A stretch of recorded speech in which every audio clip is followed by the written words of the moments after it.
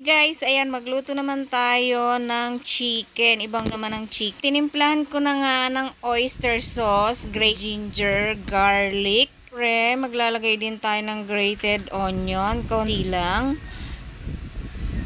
Garlic powder, paprika powder, and then chicken balat na lang powder.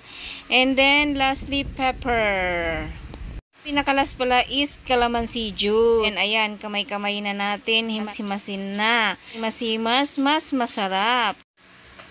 Naghalo ko nga lang pala dyan yung 1 cup all-purpose flour and then 1 cup starch, 1 cup na cold water. And mix-mix mo lang. Tapos, ididip mo lang yung chicken dyan na marinate mo.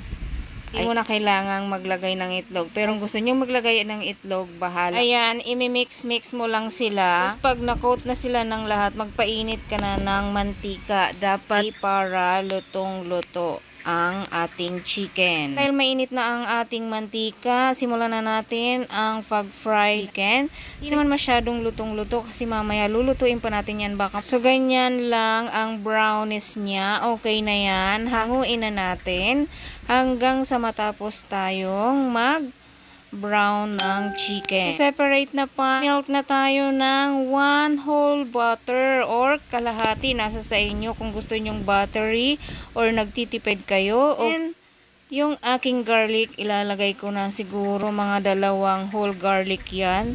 Chinap-chop ko siya ng maliliit. Kasi dapat masarap and garlicky. Ayan, yung apoy natin dapat mahina lang. Baka masunog yung ating garlic, yung ating chicken. Lalagay din pala ako dyan ng parmesan cheese para cheesing sa ibabaw. Syempre, maglalagay ako parsley. Pwede rin yung dry. And tingnan nyo naman guys, ang sarap.